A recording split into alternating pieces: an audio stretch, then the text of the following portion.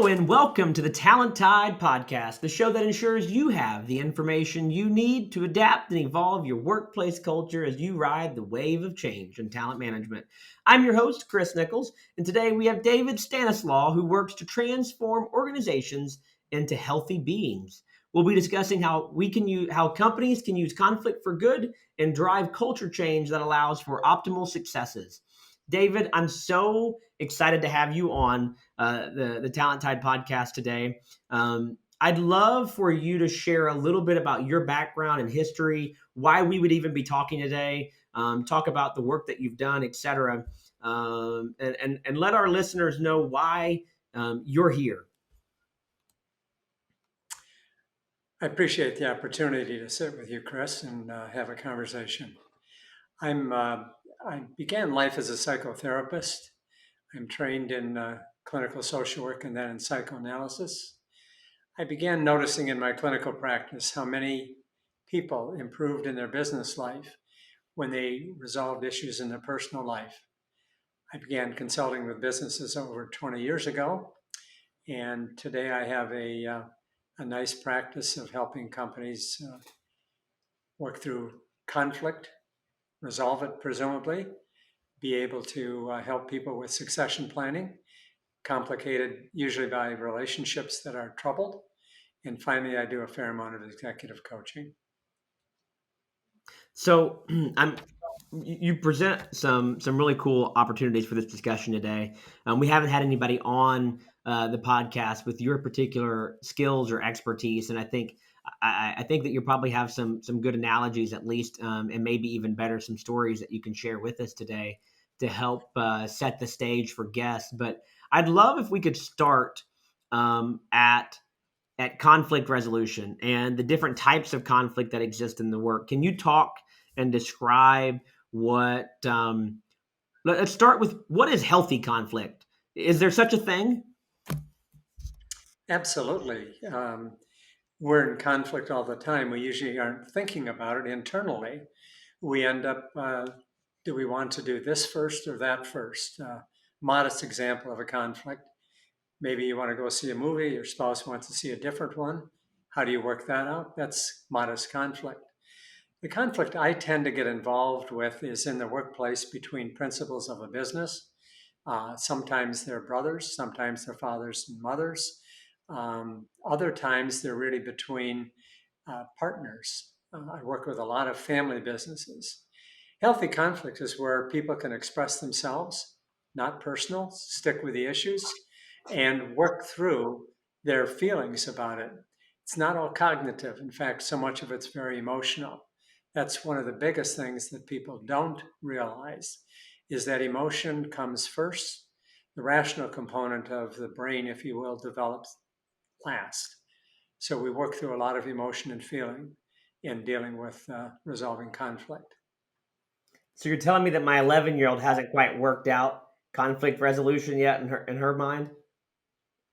You're helping teach her. That's one of your jobs as a parent. Not to shy away from it, not to be afraid of it, but to enter into it optimistically with the idea we're going to talk. That's one of the rules. We talk. We don't use fists. We don't use teeth. We're going to simply talk, and we'll figure it out. And if it takes 5 minutes, we do it. If it takes 2 weeks, 2 months, we'll do it that way. Let's go down this rabbit hole then. So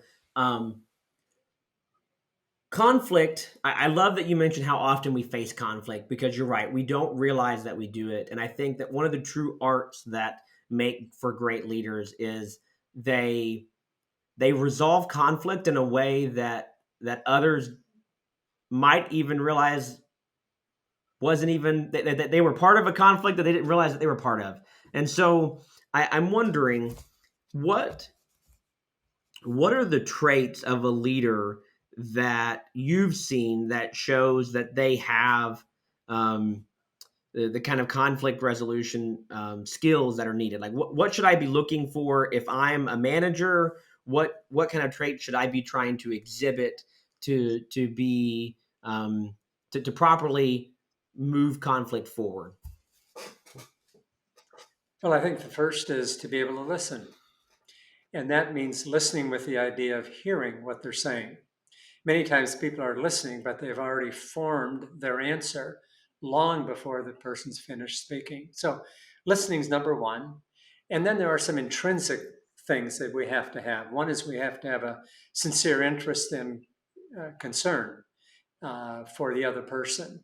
We have to want the best from them as well as from us. So being able to kind of recognize that means that you don't want to rush through a conflict.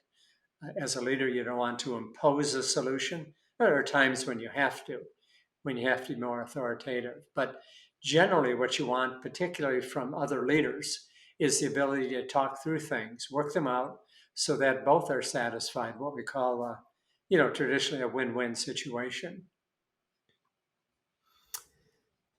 I think it's quite interesting. You mentioned you work with a lot of family businesses, right? And so I find that most people find conflict initially with family, right? Like that's where it starts.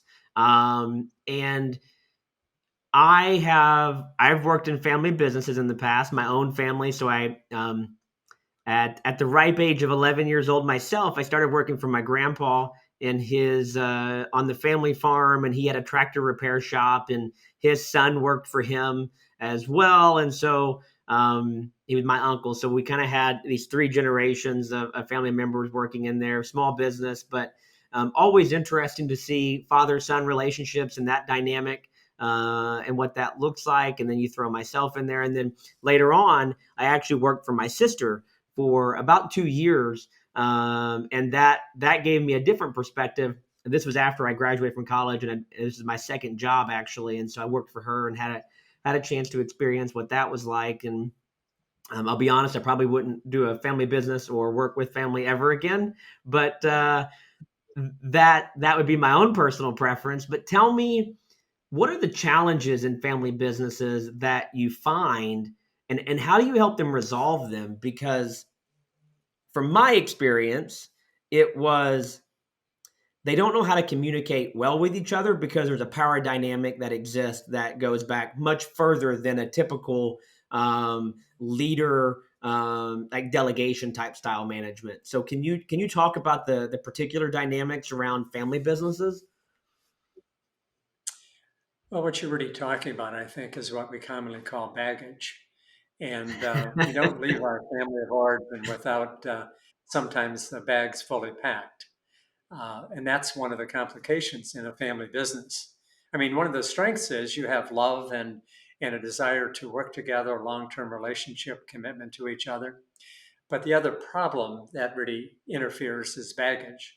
Now, the same baggage comes to the fore in a non family business. So if somebody has a problem with their father, maybe dad was fairly authoritarian, and your style in relating to him was to be a bit submissive or weak, hiding your feelings of perhaps competitiveness and anger.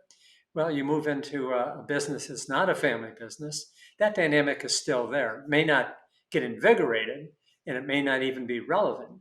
But working for dad in the family business, there's going to be a power struggle at some point because presumably he wants to leave at some point, or he should leave at some point, and you will have your own ideas about that. Generally, you may be wanting to succeed him more quickly than he wants to be succeeded. That's one of the easiest and most common problems that I run into. How do you see how do you create the proper organizational health in an organization? So when you go to into a say a medium sized business, 50 to 100 employees, I find that most companies, they when they reach 50 employees, going from 50 to 100 creates quite a bit of friction because they've been used to very much a one to one management style of, hey, I know everybody, I can manage 50 employees, but once it starts to get larger than that, it gets really hard to create the kind of structure that's needed. So is that a situation that you've seen, and can you maybe speak to some of your experiences with companies that are going through growth and um, how they've built the structure needed? That's one of the major problems that entrepreneurs end up having. They begin a company, they've got an idea, they're successful. When they get to the point of whether it's 20 employees, 50 employees, 20 million, 50 million, eventually entrepreneurs who tend to like a world of some disorder, some chaos, they begin to run into problems because in order to scale, to get larger, you have to have systems and processes in place.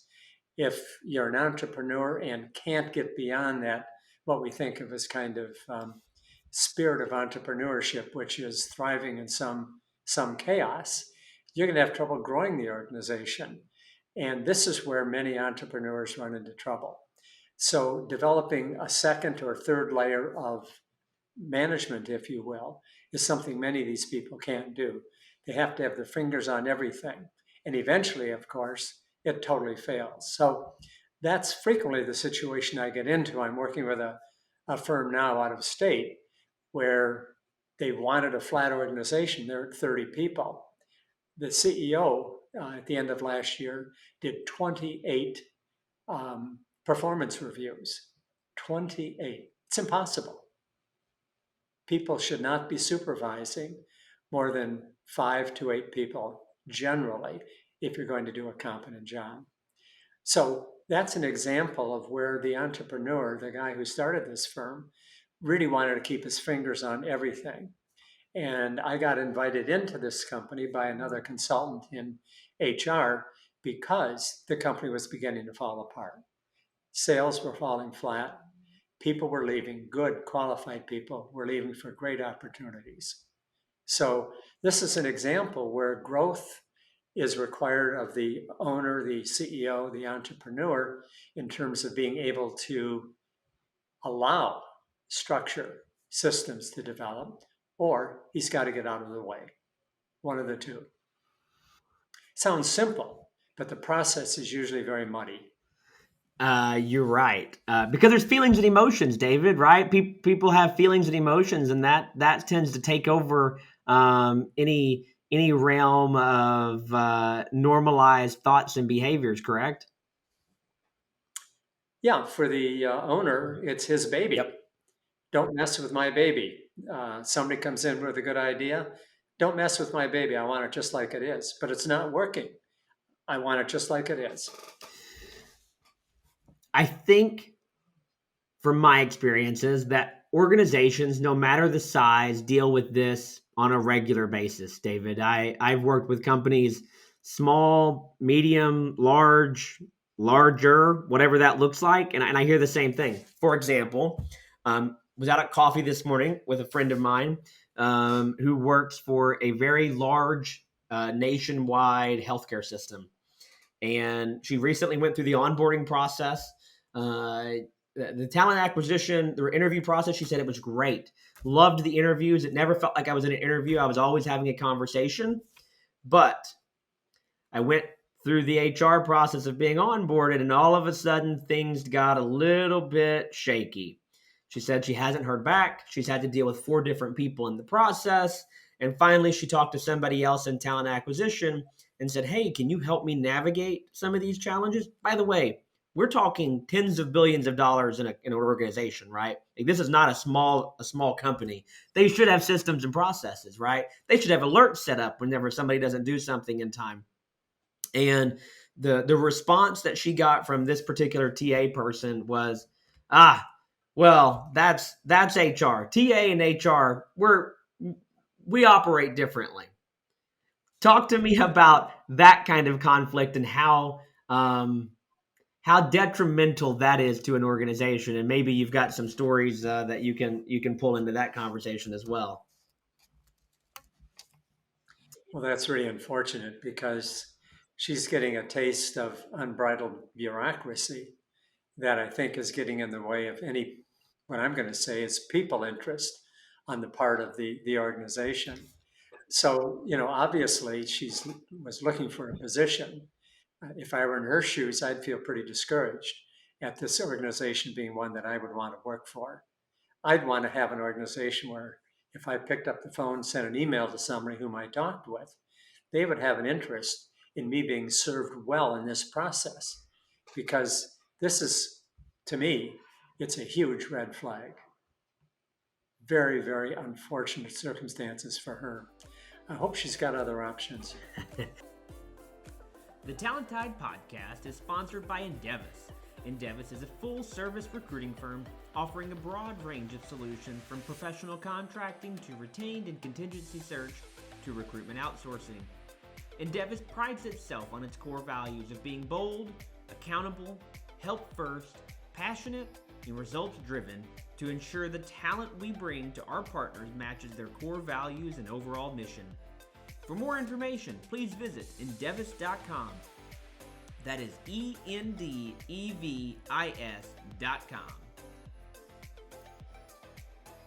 What would you if an organization came to you, say I'm the CHRO of this organization, and I got this feedback of TA and HR seem to have a division. They can't seem to work together. What would be the process of going through in your mind? How would you go about conflict resolution in that scenario where you have deep, deep lines of communication failure, strong sense of security in both sides? I'm sure that HR probably feels similar ways about talent acquisition, right? So, or the traditional HR services. What are the first steps for somebody like you to come in and say, well, how do we resolve these challenges? How do we keep somebody from saying, we don't work together anymore because they do their thing and we do our thing? In your mind, when you come in as an external resource, how are you attacking that problem and solving it? Well, the first thing is to consider this only a symptom. Does it go deeper? Is this the only part of the organization that's like this? Or is this part of the culture? Is this an organization where we have silos and competitive spheres going on? So my first approach would be to not only talk with these two departments, but with somebody who's a decision maker and able to put me in touch with other departments within the organization. Because if this is a company-wide, an organization-wide pattern of behavior, solving it or trying to solve it at this level would be futile. It won't change. It has to be at the source. And frequently, it begins at the very top of the organization. May not be the current board, may not be the current CEO, because each successor piece of the organization adds complications to the already, what I'm going to say is, wrinkled facade of this company. It may be that the organization at one time was fairly healthy. Departments talked to each other, they were concerned about the onboarding experience, and uniformly were responsive to the needs of the potential employee. But somewhere along the way, this has fallen apart. So the first is to consider this really as a potential symptom that's not isolated within the organization, because you can't solve a problem, a root problem, out on the branch of the tree, if you will. It's a systemic thing. And that's a question. It's not necessarily a conclusion, but that's where I would start. I love the analogy of not starting on the branches. That's a good one. I think I'm going to need to visualize that on my wall at some point. So when if I'm a mid career or young whippersnapper looking to make a name for myself in an organization, I might be an individual contributor. I might be part of a small team. What are some of the traits that would make me, as a young professional leader, someone that stands out as being a leader? Right? Like we often talk about the difference between leading and managing, and I think that conflict resolution, in and of itself, is probably a significant portion of what being a leader is. We might have different ways to define it, but much of what you say, I find, comes from just communicating with people. So as a young leader, how can I show others that I have a well developed conflict resolution style, and that I'm a team player and can work in groups, etc. Can you kind of speak to that dynamic, David? Thinking about young leaders or mid level leaders. Well, I think it's demonstrated in how you function individually with people, but probably more importantly with a team. And again, it comes back to, frankly, being able to listen first and understand what's going on, and then to make contributions that are meaningful. And that means questioning things. That means looking at things from slightly outside the box. It means questioning, not being afraid to speak up, but doing so in a respectful and kind way, but thinking about things in a more broad way. Leaders are people that are generally, what we define a leader is really, frankly, somebody who has followers. And if you're gonna attract people to follow you, you're going to have to be something worth following.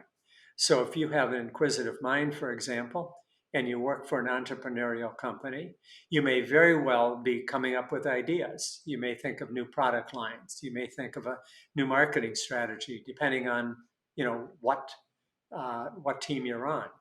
But I think it's the person who really stands out as somebody who's really identified with a company, looking out for its welfare, and being the kind of person that I refer to as, kind of a grown up, somebody who's mature, somebody who's able to talk and listen easily and participate with other people, regardless of the difficulties they may be, presenting for you as a person. Some people are very difficult to get along with. You should be able to get along with everybody. Fantastic explanation. I think that's going to be something that resonates with listeners and anybody that listens as to how do I know? But how do I know, David? So how do I? And maybe there is no answer to this. How do I create my own self awareness? Like, what should I be doing as an individual to ensure that I'm representing myself kind of in the way that you described? Say that I want to do these things, or I think that I am, but how do I know for sure that it's working? Or is there a way to know? Well, this is where self awareness is so important. Having an awareness of who you are, how effective you are, what you're able to do is terribly important. In the position you describe being in, kind of a young whippersnapper, you should have at least one mentor whom you're looking at, talking with, listening to. Later, when you get into your career more deeply, more substantially, many leaders look for an executive coach. This is a person who gives candid, clear feedback, helps you see yourself, helps you function in a much more thoughtful and what I'm going to say is leadership wise way. And what I mean by that is being aware of the position you have as a leader. A leader needs to be able to be contributing to the organization and to its people substantial things. And that includes really an attitude of uh, caring for people, having the capacity to empathize with them, being able to put yourself in their shoes, being sensitive to people who may be exhibiting problematic behavior. Um, I recall an incident where somebody came to me saying they had an employee who wanted him to fire somebody who talked very disrespectfully to him. He was violating the company's code of conduct. So I asked him a few questions, and it turns out that this is a man who'd been with the company well over 20 years, exemplary employee, big contributor, kind as all get out. I said, well, this sounds like an aberration. What's going on here? I think you need to inquire deeply. What's going on with this man? Well, he found out that this man was in the middle of a custody battle, bitter custody battle with his wife. He blew up and swore at his boss because he was frustrated. It would have been totally inappropriate to fire this man. This is a circumstance that requires understanding and support. This is a guy who needed somebody to say, "It sounds like you're in a tough spot. Is there something I can do to help you out?"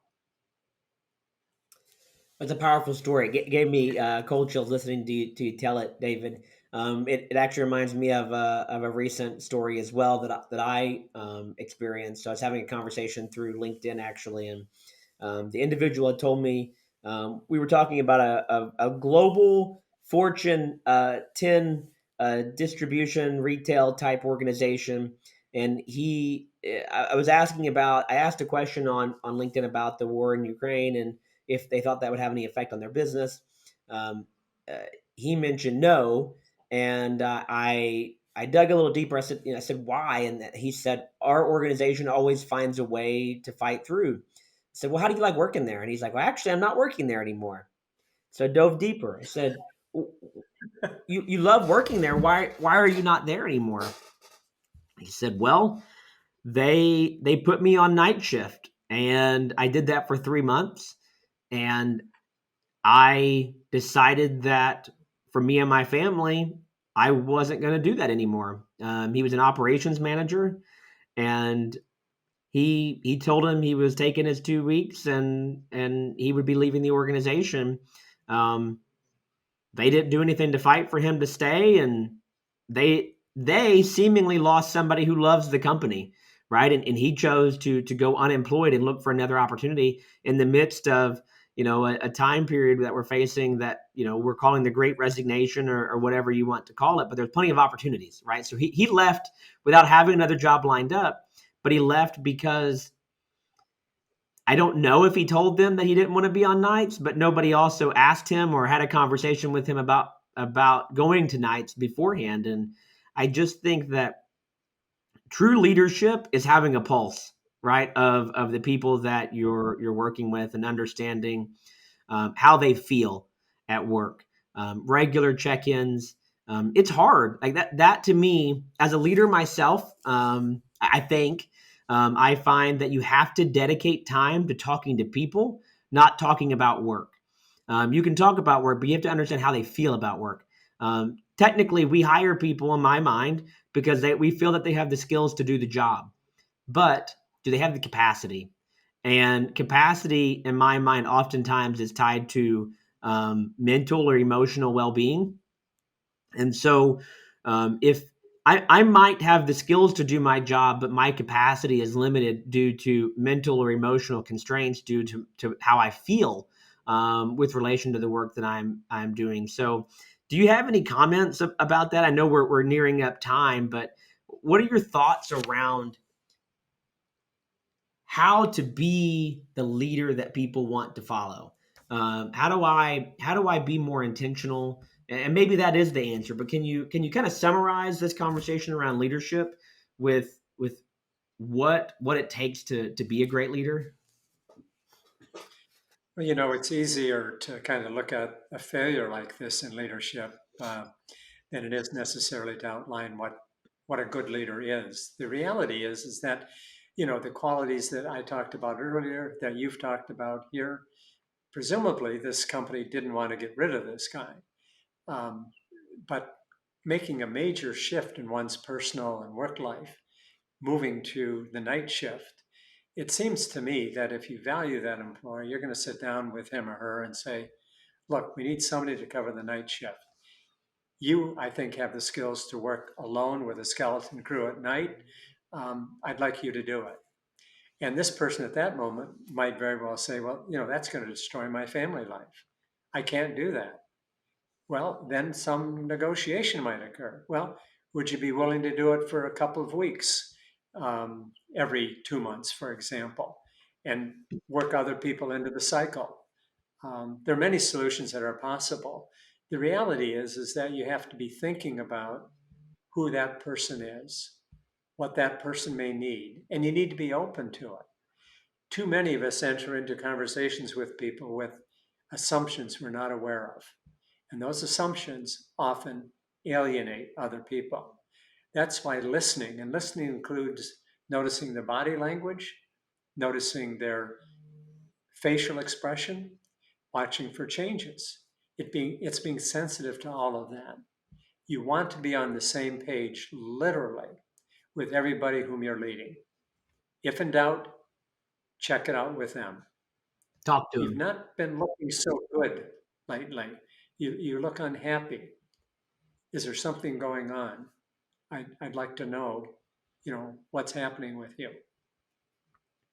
The key is communication, right, David? That seems to be one of our biggest barriers success and happiness, both professionally and personally. You got to communicate. You got to talk, right? Well, talking is one half of it. Listening is the tougher part. You're right. There you Most go. people don't think of that We're all way. good at talking. But well, we think we are anyway. The reality is that we don't think enough about listening. And that means really asking questions, getting in deeper. Somebody will say, oh, nothing's going on, everything's just fine.